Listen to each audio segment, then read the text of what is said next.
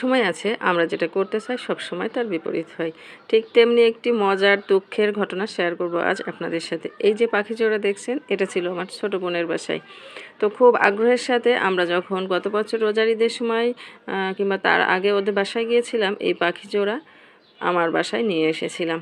সেই পাখি জোড়া আমার বাসায় আসলো, আসে 4টা ডিমও পারলো।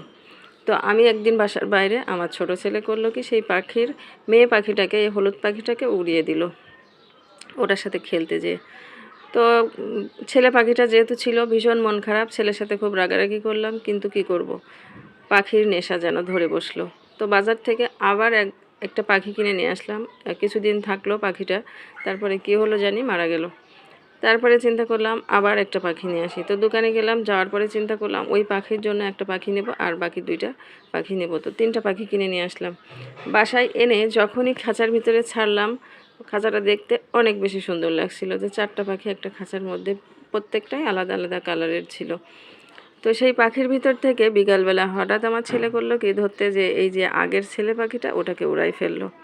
তো ভীষণ মন খারাপ হয়ে গেল যে না, আর পাখি পুষবই না। তো সবগুলো পাখিকে চিন্তা করলাম দোকানে ফেরত দিয়ে আসবো। এই যে দোকান থেকে কিনে নিয়ে আসা 3টে পাখি। তো তারপরে বড় ছেলে বলছে না আম্মু, ফেরত দিয়ে আসো না। তখন চিন্তা করলাম না, তাহলে আরেকটা পাখি কিনে নিয়ে আসি। তো আরেকটা পাখি কিনে নিয়ে আসলাম, আবার হলো 4টা। তো 4টা হওয়ার পরে আবার একটা পাখি উড়ে চলে গেল। মানে আমার ছেলেদের সারাদিনের কিউরিসিটি এই পাখির খাঁচা।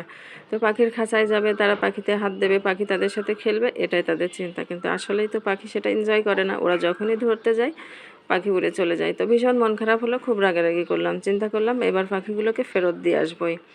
তো দোকানে চলে গেলাম পাখিগুলো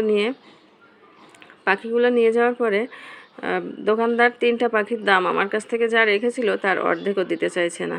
মানে আমি যে দোকান থেকে নিয়েছিলাম, দুর্ভাগ্যবশত সেই দোকানটা বন্ধ, অন্য দোকানে। তখন মনে হলো অন্য দোকানে ফেরত দিব, খাঁচাটাও বাসায় পড়ে থাকবে।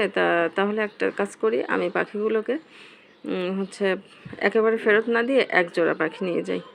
তো আবার 1 জোড়া পাখি নিয়ে আসলাম। এভাবে করতে করতে আমি যেন একটা পাখি দিয়ে আসছি, একটা পাখি উড়ে যাচ্ছে, এটাই করতে আছি।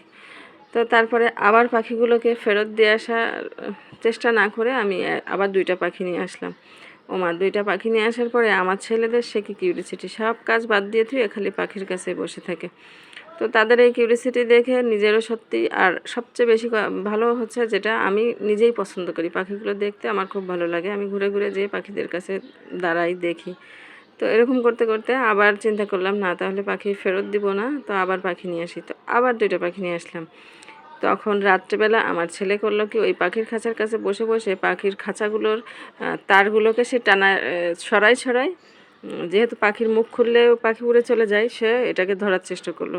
সে যখন আবার ধরার চেষ্টা করলো, তো পরে আর না ধরে সে চলে আসছে, কিন্তু পাখিটা ঠিকই ওই যে সে ফাঁকা করে রাখছে সেই তার দিয়ে বের হয়ে চলে গেছে। সকালে খুবই মন খারাপ হলো, কিন্তু ভাগ্যবশত এবারের পাখিটা আর চলে যায়নি। আর সেই পাখিটার অবশ্য এখনও ভিডিওও করিনি, পাখিটা এখানে নাই। তো আমরা যতই চেষ্টা করি ভালো থাকার, কোনো না কোনো দিক দিয়ে খারাপ থাকবই।